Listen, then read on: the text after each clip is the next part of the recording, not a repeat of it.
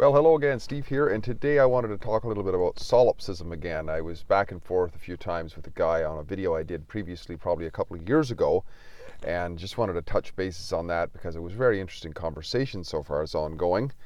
And just so you know, if you're not familiar, solipsism is the view that the self is the only reality. So that's one definition of it anyway. So then I'm going to take it from there anyway. And I wanted to start out by saying, first of all, I'm neutral on whether or not somebody believes in solipsism or not, because solipsism is the view that everything is self, right? So some could say, well, that could be a recipe for somebody to mistreat others and so on.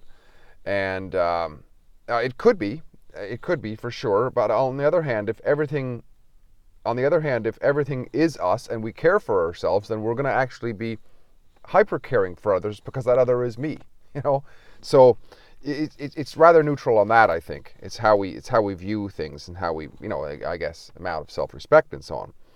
Now, the other thing I'm going to point out is that I'm not unfamiliar with the idea of solipsism. I mean, I have had the experience of solipsism, right? In other words, in a semi-dream state, or even a hyper-aware state in the moment. I don't get the complete separation between myself and everything else, right? In other words, there's no, even physically, right? Because there's no physical void between me and what I'm seeing, right? Like the old saying, where do you see the star in the heavens? You see it in your eye, right? So that's because the light comes all the way down, and that's where everything takes place. So there's a point to be made there, right? My point with going back and forth with this individual was the point, or the point of my questioning, I guess, is that of open-mindedness, right? Because my point being in the questioning is, what are other possibilities? Is it true that everything is us, or is there another possibility? And if there are other possibilities and we are sort of dogmatic in our belief that, yes, everything is solipsistic or everything was created by, Allah or whatever it was, then if there's another possibility that somebody questions or somebody presents and we reject it, or doesn't make any sense, then we're not being open-minded, and I would say we're not living in what I was talking about, the Holy Spirit, the being more wholesome or more healthy, or more completely healthy, which is what I'm saying in the previous videos, what the origin of the word term Holy Spirit is, because we are rejecting our own sense of reason.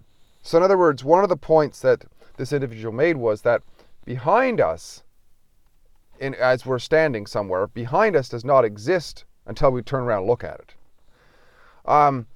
Now, what if there was 100 different test mechanisms which could say otherwise? What does that get completely rejected? Does that all get wrapped up into the solipsism? That now the system is part of your solipsism and so on. So that's the point, is to have a discussion, and it's hard to have a discussion sometimes. And I'm not pointing at this individual particularly, because this is a very common trait, myself included, to get into a way of thinking, a worldview, or whatever.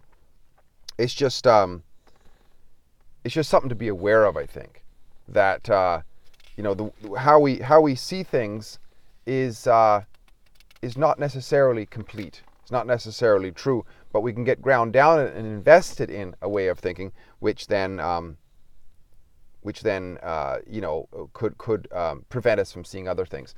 But at the end of it all, I mean, I don't know if it really matters whether reality is within keepings with solipsism or not, because what we observe, even from that viewpoint, is a universe which is governed by law, right? By principles and so on. And when we align ourselves with those principles, gravity, if we ignore gravity and so on, we're in trouble, but etc., right? And if we align ourselves with those, then we can get the results that we want, which is, a more fulfilling and successful and happy life, which my question is, what's more important than that?